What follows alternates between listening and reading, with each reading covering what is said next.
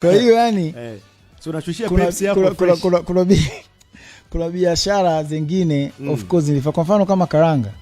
Karanga inafanya partnership kwa sababu kuna mtu alikuwa ni mtaalamu anafanya zile. Mimi nikaingiza brand. Tumekubaliana.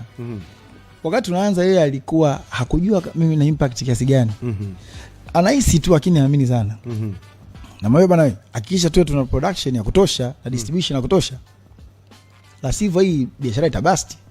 Ukishinda kuwa na production ya kutosha itakufa. Kwa hiyo demand ya karanga ilikuwa kubwa sana, production tumefanya ndogo. Kwa namba sasa itabidi kuagiza sijui vifaa yani process ndefu. Yani vilikuwa kuna vitu vingi ambavyo sasa ndugu yangu mimi kwenye unanitukanisha. Naonekana kama biashara yangu imekufa lakini kumbe demand ni kubwa. Safu kwa bahati mbaya ule mtu alikuwa anafanya ile biashara sasa akaanza kuambia watu kwa sababu demand ya Diamond Karanga kubwa. Anambia alikuwa na bidhaa zingine naye anauza.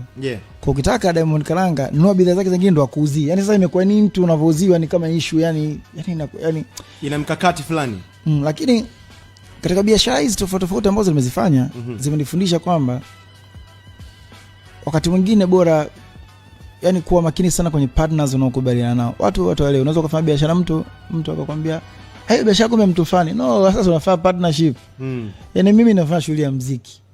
Nafanya shughuli ya muziki, siwezi kukaa 24/7 nimekaa nimeangalia dashboard ile ya betting hivi. Nakutana na watu ambao wataalamu wa betting.